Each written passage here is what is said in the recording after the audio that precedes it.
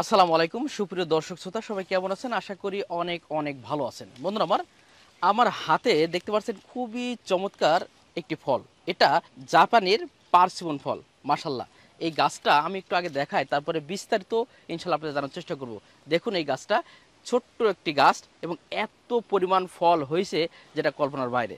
তো এইটার চাষ সম্পর্কে এবং এটা জাপানের জাতীয় ফল কেন হলো এবং কি কারণ, এই টোটাল বিস্তারিত আপনারা জানাবো। আমরা বর্তমানে আছি বন উন্নয়ন নার্সারি, আমাদের জুলফিকার সিদ্দিক ভাই এইটা চাষ করছেন। তো চলুন আমরা কথা বলি এবং আপনাদের বিস্তারিত জানাবো ইনশাআল্লাহ। আসসালামু আলাইকুম।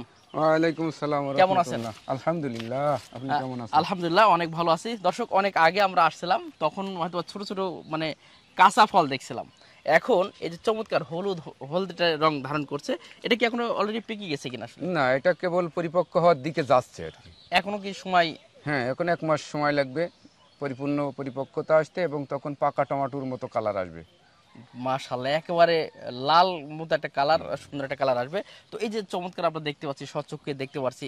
তো এই যে ফলটা, প্রথমে আমরা যে কোনো জিনিস চাষ করার আগে আমাদের ভাবতে হবে এটা আসলে বাণিজ্যিকভাবে কতটুকু চাষযোগ্য আর কি, তাহলে অনেক কৃষক কিন্তু আসলে ক্ষতিগ্রস্ত হয়ে যায়। তো সেই তথ্য থেকে আপনি কি বলবেন আসলে এটা? আসলে এটা আমিও অনেক দ্বিধাদ্বন্দ্বে ছিলাম, চাষ করা যাবে কি যাবে না।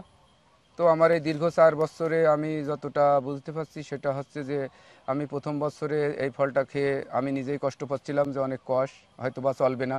দ্বিতীয় বছরে দেখলাম যে মোটামুটি মানুষ 3 ভাগে ভাগ হলো। কেউ অত্যন্ত পছন্দ করলে, কেউ মাঝামাঝি পছন্দ করলে, কেউ একেবারেই পছন্দ করলে না। জি জি। তারপরে আস্তে আস্তে আস্তে আস্তে এখন এসে দেখছি যে মানে মোটামুটি সংখ্যক মানুষ পছন্দ করছে, এবং এ প্রথম বিক্রি হতো না। তো আমি গত বছর কিছু ফল বিক্রি করেছি, তা 1000 টাকা কেজি। এ বছরে আমি কিছু ফল বিক্রি করেছি 1000 টাকা কেজি। আর ইতিমধ্যে ঢাকা থেকে আমার আজকে ফোন আসছে, সবগুলো ফল সে নেবে।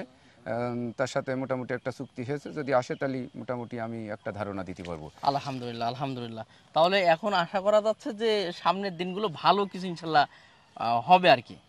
জি।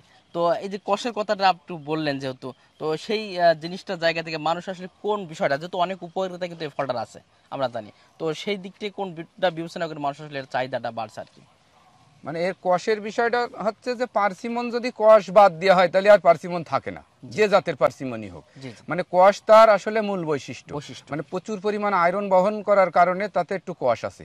জি তবে ইতিমধ্যে অনেকেই এই কষটাকে পছন্দ করছে, এবং যাদের পুষ্টিগুণ হিসাব করে খাবে তারা তো কষটা পছন্দ করে। আলহামদুলিল্লাহ। যাক দর্শক, আমি একটু ধারণা দিলাম, কারণ গতবার আমাকে অনেকেই প্রশ্ন করেছিলেন ভাই যে আপনারা অনেকেই ভিডিও করেন কিন্তু আসলে অনেকে প্রতারিত হয়, অনেকে ক্ষতিগ্রস্ত আসলে হয় এই নানান কথাবার্তা শুনে। তবে আমার ভালো লাগলো আমাদের এই ভাইয়ের কাছ থেকে, কারণ ভাই যতটুকু যায় করে সঠিক তথ্য, ওই যে খাওয়ার পরে ভাই মুখে দিয়ে খুব স্বাদ খুব স্বাদ, এই ধরনের ভিডিও তো অনেক আমরা দেখি ভাই, কিন্তু আসলে তো মাশাল্লাহ আপনি সঠিক তথ্যটা দিলেন। তবে হ্যাঁ, এটা বাণিজ্যিকভাবে চাষ করা যাবে আমি বলছি। তবে এটার খেতে একটু অন্যরকম, এর দাম ভালো, চাহিদা ভালো। তবে আপনারা শরীরের রোগ প্রতিরোধ ক্ষমতা বলেন, বা আপনি যে আয়রনের কথাটা সবচেয়ে বেশি বলেন, যে আয়রন প্রচুর আছে আর কি, সব কিছু মিলাই বিবেচনা করলে এটা চাষ করা যাবে। এছাড়াও এর অনেক রকম ভ্যারাইটি তো আছে মনে হয়। হ্যাঁ, একটা আশার খবর হচ্ছে যে আমার কাছে ইতিমধ্যে বেশ কয়েকটা ভ্যারাইটি চলে এসছে, তার একটা নতুন ভ্যারাইটিতে ফলও ধরেছে। জি জি। এবং আমরা এটা যে দ্বিধাদ্বন্দ্বে ছিলাম এতদিন, যে পরাগায়ন লাগে এ লাগে তা লাগে, সেটা থেকেও আমরা বেরিয়ে আসছি। আশা করছি পরাগায়ন ছাড়াই আমাদের এই জাতটায় ফল আসছে, আর একটাই আসছে, জি জি। এবং ওই জাতটা হবে অত্যন্ত কসকসা এবং দীর্ঘদিন গাছেই পাকা ফল রাখা যাবে। আলহামদুলিল্লাহ তখন আলহামদুলিল্লাহ। কৃষকদের জন্য আরেকটা সুখবর সুখবর থাকবে ইনশাল্লাহ। থাকবে। আশা করছি খুব শীঘ্রই আমরা মনে পাবো এটা। হ্যাঁ, ইনশাল্লাহ পাওয়া যাবে। জি জি। আচ্ছা, এটা তো আসলে তেমন পরিচর্যা বা সার পানি এত তো সমস্যা আছে কিনা, বা আসলে যে কোনো মানুষ চাষ করতে পারবে কিনা, সেদিকটা একটু বলবেন। আসলে এখানে দেখলেই বোঝা যাচ্ছে যে এটা বিনা পরিচর্যাই হয়েছে। এখানে একেবারে যে কিছু লাগে না এটা না।